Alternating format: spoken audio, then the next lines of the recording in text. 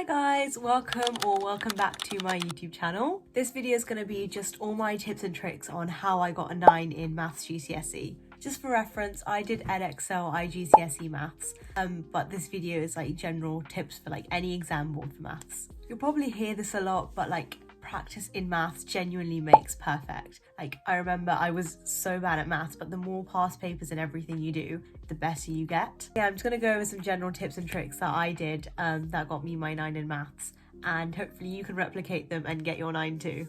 So my first tip would be to print out your specification. If you don't know what the specification is, it's basically this document that your exam board makes up, and it's got like all the topics that could potentially come up in your exam. So for example, it would tell me I need to learn completing the square. Once you have some sort of list or some sort of like indication of all the topics that you need to revise, the next step I would say, probably go through YouTube and just watch all the videos you can. I'll probably link on the screen like all the YouTubers that I watched, but I remember I watched the GCSE Maths tutor for like content help, and then also for exam questions, because they usually give like quite hard exam questions as well, which were really useful. And what I did was I kept a notebook, and in that notebook I basically wrote down like maybe a couple worked examples for each topic, like a little note for myself on how to do it. And yeah, that was really useful because the night before the exam, especially for like difficult topics, you kind of have like an idea of how to solve everything. But yeah, as I said, like going through YouTube and just all the difficult topics that you didn't understand in class, because obviously like your teachers can't really go through everything in depth because there's only like so much time you have to get through everything. So yeah, going through it at home, watching YouTube, making those notes, and making sure you really understand what the content's asking and like how to do any type of question that can be given to you. Alongside this, what I found really useful was doing topic specific questions. So I found these on like Corbett Maths and Maths Genie, and there's also like a load of other sites you can get them from, but for each topic they have like a question pack that you can just solve.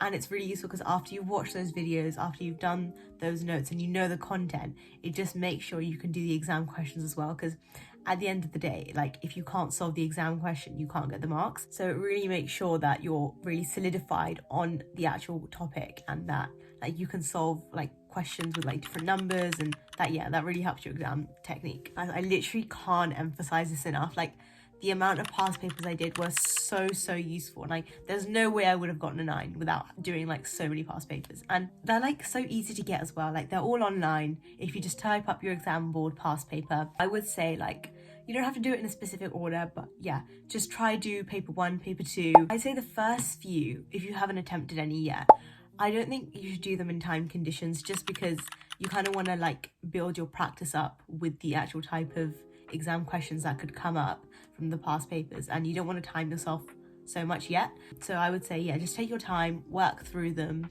Any questions you don't know, just put a star next to them, and when you come back to marking them using the mark scheme, you can just write in whatever like the correct answer is and all the working to go alongside it in a different color. And I would say always mark in a different color as well to what you've written, because that just helps you like visualize stuff you went wrong with. Like in the mark scheme, it also tells you what bits gave you the marks. So for example, let's say you messed up a small calculation, you can still get some marks earlier on. So yeah, just like using a different colored pen really helps you see where you've lost the marks and which marks you've gained.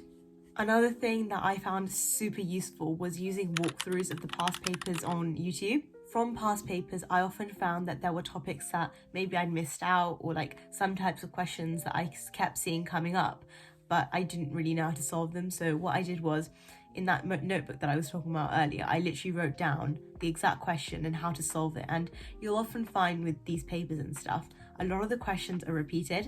Like obviously not the same numbers, but the style of question is quite similar every single year. So what I found for Edexcel GCSE was that every year, or like almost every year, they'd have like a simultaneous equations question, or they'd have like, I don't know, something to do with rationalizing the denominator would usually come up. So yeah, just the more practice papers you do, you kind of start to see like a pattern of questions coming up. Eventually, like you'll start to get the hang of like exam style questions from past papers, and then I would say like start to do them timed, because obviously you want to build up that exam technique, and doing things in time conditions puts you into that mindset, and on exam day you'll feel so much more prepared because you've kind of like studied in that kind of atmosphere before. If you don't want to print out a ton of past papers, what I started doing near the end was, if you have like an iPad and a stylus, what you can do is you can download past papers into like books, and then you can complete them there. And it just saves paper if like you don't want to be printing tons of stuff out. But yeah, I would definitely say, like, if you're able to, print them out, like at least print some of them out and do them on paper, because at the end of the day, like on exam day, you're going to be doing it on paper. So again, it just builds up that muscle memory and it builds up that like technique.